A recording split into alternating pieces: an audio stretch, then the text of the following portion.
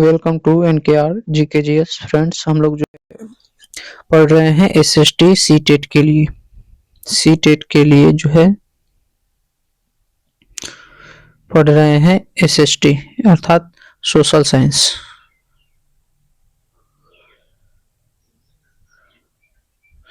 Social science हम लोग पढ़ रहे हैं एसएसटी। तो चलिए सेशन को स्टार्ट करते हैं। स्टार्ट करने से पहले यदि आप जो है चैनल पर नए हैं तो सब्सक्राइब कर लीजिए। हम फर्स्ट क्वेश्चन देखते हैं। प्रारंभिक राज्य आज का हमारा टॉपिक होगा। फर्स्ट क्वेश्चन है कि निम्नलिखित में से कौन सा राज्य कदम्ब मयूर शर्मण ने स्थापित किया था। तो मयूर शर्मण ने जो राज्य स्थापित किया था वो था कर्नाटक।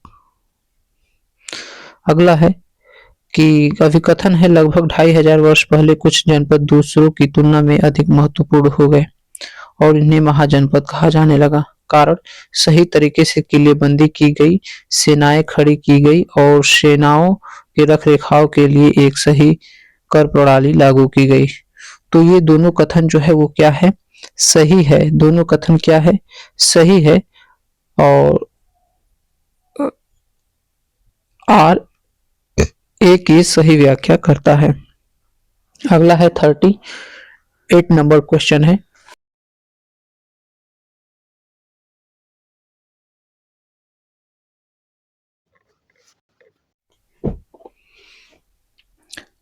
नंबर क्वेश्चन है कि निम्नलिखित में से कौन से महाजनपद के नियमित रूप से कर वसूलने के संदर्भ में सही नहीं है। तो कौन से नियमित रूप से कर वसूलने के संदर्भ में सही नहीं है।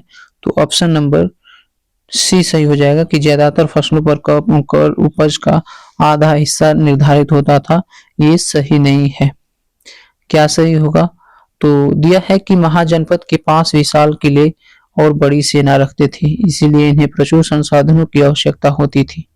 इसीलिए इन्हें कर्मचारियों की भी आवश्यकता होती थी। अतः महाजनपद के राजा लोगों द्वारा समय समय पर लाए गए उपहारों पर निर्भर न रह करके अब नियमित रूप से कर वसूलने लगे थे।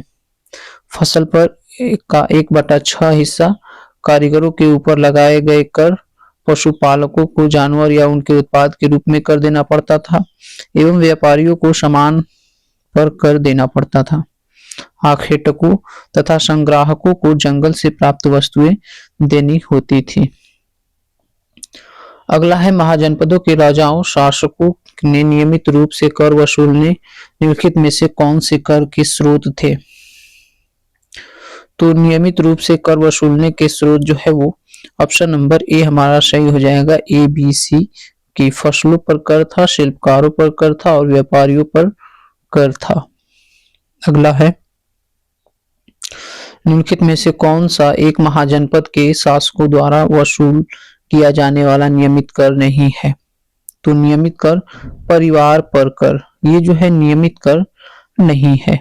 परिवार पर कर महाजनपद के शासकों द्वारा वसूल किए जाने वाला नियमित कर नहीं था। महाजनपद काल में कर व्यवस्था सुदृढ़ आधार पर स्थापित थी। करों का बोझ मुख्यतः किसानों पर था। उपज का 6ठा भाग कर के रूप में लिया जाता था। कर संग्रह करने वाले अधिकारियों में सबसे प्रधान ग्राम भोजक था। बौद्ध साहित्य अंगुत्तर निकाय के अनुसार 6ठी शताब्दी ईस्वी में पूर्व में भारतीय उपमहाद्वीप में 16 महाजनपदों का उदय की जानकारी मिलती है कि कर देने वालों का आधार बढ़ा और शिल्पी और व्यापारी नए करदाता हो गए। महाजनपद काल आते आते चरवाहों पर नियमित रूप से कर लिया जाने लगा। अगला देखते हैं नए विचार। ये टॉपिक है हमारा कि नए विचार क्या है। तो ऑप्शन ए दिया है कि हमारे कष्ट और दुख हमारे पिछले जन्मों के परिणाम है। बुद्ध के उपदेशों के संबंध में ये है। और बी है कि हमारे कष्ट और दुख हमारी लालसाओं और इच्छाओं की वजह से है। सी है कि एक खुशहाल जीवन के लिए बुद्ध की सभी अनुयायियों को उनके उपदेशों को मानना और पालन करना आवश्यक था। तो ये हमारा ऑप्शन नंबर ये ए और बी दोनों सत्य है कि हमारे कष्ट और दुख जो है हमारी लालसाओं और इच्छाओं के कारण है। हमारे कष्ट और दुख हमारे पिछले जन्मों के परिणाम है। कौन से बौद्ध साहित्य में बौद्ध संघ के लिए बनाए गए नियमों का वर्णन करता है? तो बौद्ध साहित्य में बौद्ध संघ के लिए बनाए गए नियमों का वर्णन विनय पिटक करता है। सुत्त पिटक जो है ये बौद्ध धर्म के उपदेशों का संग्रह है एवं अभिधम्म पिटक बौद्ध धर्म के दार्शनिक सिद्धांत के प्रश्नोत्तर के रूप में वर्णन है। अगला कथन है कि बौद्ध धर्म की एक नई धारा का विकास राजा कनिष्क के शासन के समय में हुआ था। और द्वितीय कथन है कि बौद्ध धर्म की नई धारा महायान की दो मुख्य विशेषताएं थी। बुद्ध की उपस्थिति सिर्फ कुछ संकेतों एवं बोधिसत्वों में आस्था के माध्यम से दर्शाई जाती थी। तो यहाँ पर हमारा कथन ए सही होगा, परंतु कथन 2 गलत होगा।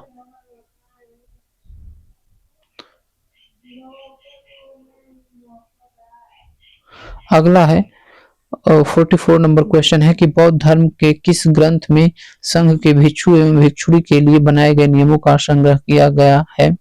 तो संघ के भिक्षु एवं भिक्षुणी के लिए नियमों का संग्रह जो है वो विनय पिटक में है।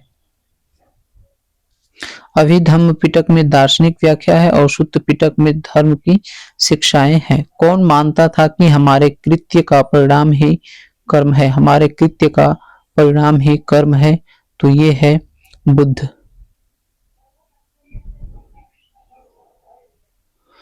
नेक्स्ट देखते हैं कि बुद्ध ने अपना सर्वप्रथम उपदेश सारनाथ में दिया था, ये बात सत्य है। अगला है कि बुद्ध ने अपना उपदेश संस्कृत में दिया था, ये गलत है। और बुद्ध ने लोगों को दयालु होने तथा मनुष्य के साथ जानवरों के जीवन के आदर करने की शिक्षा दी, ये बात भी सही है। और बुद्ध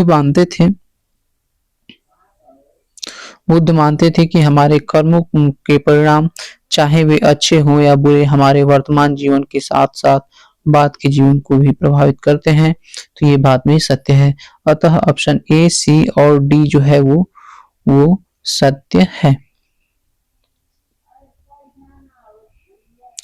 अगला है निम्नलिखित कथन ए और आर को पढ़िए तथा उपयुक्त विकल्प का चयन कीजिए। अभिकथन है कि महावीर और बुद्ध दोनों ने आध्यात्मिक ज्ञान प्राप्ति के लिए घरों के त्याग पर बल दिया। कारण है उनका मानना था कि संघ में रहने के लिए अपने घरों के त्याग करने वाले ही सच्चा ज्ञान प्राप्त कर सकते हैं। तो ए और आर दोनों सही है तथा आर ए की सही व्याख्या करता है। अगला है गुरु नानक द्वारा बनाए गए शुरुआती पवित्र स्थान को किस नाम से जाना जाता था? तो इसे धर्मशाला के नाम से जाना जाता था। जीवन कष्टों और दुखों से भरा हुआ है और ऐसा हमारी इच्छा और लालसा हो जो हमेशा पूरी नहीं हो सकती के कारण से होता है। उपरोक्त दीक्षा किसने दी है? तो उपरोक्त दीक्षा जो है वो गौतम बुद्ध ने दी है। निम्नलिखित में से कौन सा कथन जैन धर्म के संदर्भ में सही है? मुख्यतः पुरोहित ने जैन धर्म का समर्थन किया। किसानों के लिए इन नियमों का पालन करना आसान था। महावीर की शिक्षाएं 1500 वर्ष पूर्व वल्लभी नामक स्थान पर लिखी गई और पुरुषों और महिलाओं के लिए जैन धर्म के नियमों का पालन करना बहुत आसान था। तो इसमें से हमारा ऑप्शन नंबर सी सही हो जाएगा कि ये 1500 वर्ष पूर्व गुजरात के वल्लभी में महावीर की शिक्षाओं को संकलित किया गया और जैन धर्म का सर्वाधिक अहिंसा पर बल देने के कारण किसानों द्वारा इसका पालन करना कठिन था एवं महिलाएं भी इसको भी कठिन था। अगला हमारा टॉपिक आता है प्रथम साम्राज्य। तो प्रथम साम्राज्य को हम लोग पढ़ते हैं कि निम्नलिखित में से कौन सा कथन अशोक के धम्म के विषय में सही है?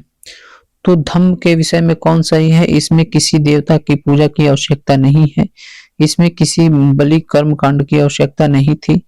धम्म के विचार बुद्ध के उपदेशों से प्रेरित थे और लोग धम्म की शिक्षा देने के लिए अशोक ने बौद्ध भिक्षुओं को नियुक्त किया। तो यहाँ पर ऑप्शन नंबर बी सही हो जाएगा। ए बी सी सही है, डी गलत है। तो ए बी सी क्या है? ए है कि इसमें किसी देवता की पूजा करने की आवश्यकता नहीं थी। बी है इसमें किसी बलि कर्मकांड की आवश्यकता नहीं थी और सी है कि धम्म के विचार बुद्ध के उपदेशों से प्रेरित थे। अगला है निम्नलिखित में से मौर्य साम्राज्य में उत्तराधिकार का कौन सा क्रम सही है? तो मौर्य साम्राज्य में उत्तराधिकार का चंद्रगुप्त मौर्य, बिंदुसार, अशोक और दशरथ मौर्य, ये सही है। एक बार व्याख्या करते हैं कि मौर्य साम्राज्य में उत्तराधिकार से संबंधित शासकों का सही क्रम चंद्रगुप्त मौर्य, बिंदुसार, अशोक, दशरथ और मौर्य राजवंश की स्थापना चंद्रगुप्त मौर्य ने की थी। चंद्रगुप्त ने चाणक्य की सहायता से नंद राजवंश को नष्ट कर दिया और मौर्य वंश की स्थापना की एवं सर्वप्रथम विलियम जोन्स ने सेंड्रोकोट्स की पहचान चंद्रगुप्त मौर्य से की। मेगास्थनीज यूनान का राजदूत था जिसे सेल्यूकस ने चंद्रगुप्त मौर्य के दरबार में भेजा था। इसने इंडिका नामक पुस्तक की रचना की। बिंदुसार चंद्रगुप्त मौर्य का पुत्र था। यूनानियों ने इसे अमित्रकेट्स या अमित्रघात कहा है, जिसका अर्थ होता है शत्रु का विनाशक। बिंदुसार के बाद उसका पुत्र अशोक शासक बना और वह मौर्य शासकों में सबसे महान शासक हुआ। अगला है अभिकथन है कि चोल राजा राजेंद्र प्रथम ने अपनी राजधानी में शिव मंदिर का निर्माण करवाया और उसने पराजित शासकों से जब्त की गई उत्कृष्ट प्रतिमाओं से इसे भर दिया। राजेंद्र प्रथम का समकालीन गजनी के सुल्तान महमूद ने भारतीय उपमहाद्वीप में अपने अभियानों के दौरान पराजित राजाओं के मंदिरों के धन और मूर्तियों को लूट लिया। कारण है कि मध्ययुगीन राजनीतिक संस्कृति में ज्यादातर शासक अपने राजनीतिक बल व सैनिक सफलता का प्रदर्शन पराजित शासकों के उपासना स्थलों पर आक्रमण करके और उन्हें लूट लिया करते थे। तो इसमें ए और आर दोनों सही है तथा आर सही व्याख्या है ए की। अगला है अभिकथन है कि अशोक के धम में देवताओं की पूजा और कर्मकांड शामिल है। अशोक के धम में देवताओं की पूजा और कर्मकांड शामिल है। और आर है कि अशोक ने धम्म महात्मता नाम के अधिकारियों की नियुक्ति की जो जगह जगह जाकर धम्म की शिक्षा देते थे। तो ऑप्शन नंबर डी हमारा हो जाएगा कि ए गलत है लेकिन बी क्या है, सही है। तो अशोक ने धम्म महामता का जो है नाम के अधिकारियों की नियुक्ति की थी, न कि बौद्ध भिक्षुओं की। ये आर हमारा सही हो जाएगा कि ये आर जो है ये सही हो जाएगा। अगला है कि अशोक के धम्म में किसी देवता की पूजा अथवा किसी कर्मकांड की आवश्यकता नहीं थी। उन्हें लगता था कि जैसे पवित्र पिता अपने बच्चों को अच्छे व्यवहार की शिक्षा देते हैं, वैसे ही यह उनका कर्तव्य था कि अपनी प्रजा को निर्देश दे। वे बुद्ध के उपदेश से प्रेरित हुए थे। अशोक ने धम्म महात्मा नाम के अधिकारियों की नियुक्ति की जो जगह जगह जाकर के धम्म की शिक्षा देते थे। इस प्रकार विकल्प डी जो है वो सही हो जाएगा कि ए गलत है और बी सही है। अशोक ने धम्म के विचारों को प्रसारित करने के लिए सीरिया, मिस्र, ग्रीस में दूत भेजे। अपने पुत्र महेंद्र और पुत्र संघमित्रा को इसी कार्य हेतु उन्हें श्रीलंका भेजा। अगला है इलाहाबाद में अशोक स्तंभ सम्राट अशोक के बारे में सूचना प्रदान करता है। और दूसरा है कि अशोक स्तंभ पर अभिलेख हरिशेर द्वारा एक काव्य के रूप में लिखे गए थे। और तीसरा है कि प्रशास्त्रियों में जनसाधारण एवं सामाजिक जीवन के बारे में लिखा गया था। तो हमारा सही हो जाएगा ऑप्शन नंबर बी कि केवल दो सही है कि इलाहाबाद का अशोक स्तंभ या प्रयाग प्रशस्ति समुद्रगुप्त के दरबारी कवि हरिशेर द्वारा लिखवाया गया, जिसमें इसके विजय का वर्णन है। इसी अभिलेख में इसे कविराज भी कहा गया। अशोक मौर्य वंश के सबसे प्रसिद्ध शासक थे। वह ऐसे पहले शासक थे जिन्होंने अभिलेखों द्वारा जनता तक अपने संदेश पहुंचाने की कोशिश की। अशोक के ज्यादातर अभिलेख प्राकृतिक भाषा में ब्राह्मी लिपि में है। नेक्स्ट है निम्नलिखित में से किस गुप्त वंश शासक ने महाधिराज की उपाधि का प्रयोग किया था। तो ऑप्शन नंबर डी हो जाएगा कि बी और डी सही हो जाएगा कि महाधिराज की उपाधि जो है वो चंद्रगुप्त द्वितीय और चंद्रगुप्त ने प्राप्त की थी। महाधिराज की उपाधि समुद्रगुप्त और चंद्रगुप्त ने धारण किया था, जबकि चंद्रगुप्त द्वितीय ने विक्रमादित्य सकारी और राजाधिराज की उपाधि धारण किया।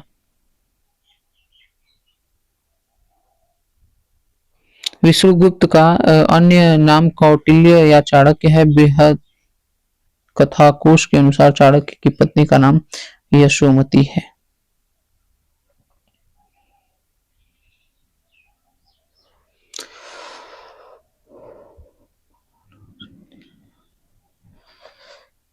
अगला देखते हैं। अगला है चोलकालीन कांस्य मूर्तियां लुप्त मोम तकनीक से बनाई जाती थी। इस तकनीक का अनुसरण करते हुए सबसे पहली प्रतिमा बनाने हेतु किस पदार्थ का प्रयोग किया गया? तो ये मोम का प्रयोग किया गया था। अशोक के अभिलेख किस लिपि में लिखे गए थे? अशोक के अभिलेख ब्राह्मी लिपि में लिखे गए थे। एलोरा की गुफा का भित्ति चित्र जिसमें विष्णु को नरसिंह अर्थात पुरुष सिंह के रूप में दिखाया गया है, किस काल की कृति है? तो ये राष्ट्रकूट काल की कृति है। राष्ट्रकूट काल की कृति है। चोल अभिलेखों में उल्लेखित इन शब्दों को देखिए और सही उत्तर दीजिए। तो ये हो जाएगा गाई, देवदान, पल्ली, चंदम और शाला भोग। ये जो है सभी चार भूमि की श्रेणियां हैं। गुप्त काल के प्रथम कुलिक शब्द का अर्थ क्या है? तो प्रथम कुलिक शब्द का अर्थ है गुप्त काल के मुख्य शिल्पकार। निम्नलिखित में से किस स्थान पर अशोक ने अभिलेख ग्रीक और अरामाइक भाषाओं में पाया गया है? तो ये पाया गया है कांधार में।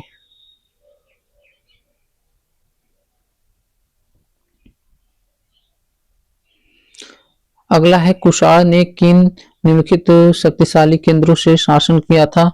तो कुषाण ने पेशावर और मथुरा से शासन किया था।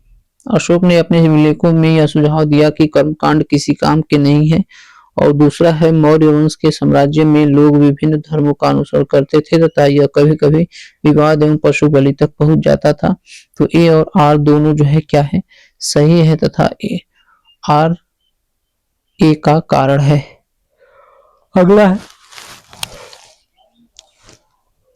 प्रत्येक राजवंश के राजा शासक होने के अपने नैतिक अधिकार पर बल देना चाहते थे।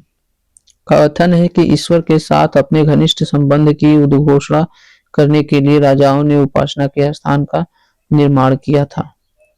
तो इसमें से कौन सा कथन सही हो जाएगा? तो इसमें से कथन जो है वो बी सही हो जाएगा कि जैसे जैसे प्रत्येक नया राजवंश सत्ता में आया, राजा अपने शासक होने के नैतिक अधिकार पर जोर देना चाहते थे, इसीलिए पूजा के स्थानों का निर्माण करने से शासकों को परमेश्वर के साथ अपने घनिष्ठ संबंध की घोषणा करने का अवसर मिला, जो कि तीव्र राजनीतिक परिवर्तन के युग में विशेष रूप से महत्वपूर्ण है। अतः कथन एक और दो दोनों सही है। अगला है कि अभिकथन है सम्राटों को अधिक संसाधनों की जरूरत थी क्योंकि उनका साम्राज्य बड़ा था और उनकी सुरक्षा के लिए एक बड़ी सेना चाहिए थी। कारण है करों एवं शुल्कों को एकत्र करने के लिए अधिक संख्या में अधिकारी नियुक्त किए गए थे। ये ए तो सही हो जाएगा, लेकिन इसकी आर जो है ये सही व्याख्या नहीं कर रहा है। आर क्या हो जाएगा? अच्छा, ए और आर दोनों सही है और आर ए की सही व्याख्या करता है। अगला है कि एक तमिल भाषा शब्द जो तीन राजवंश चोला, चेरा और पांड्या के प्रमुख के लिए प्रयोग हुआ है, तो वह है मूवेंदार। मूवेंदार क्या है? मूवेंदार। अगले सेशन में पढ़ेंगे सुदूरवर्ती भूभागों के साथ संपर्क। तब तक के लिए धन्यवाद। Thanks for watching. Please like, share, subscribe.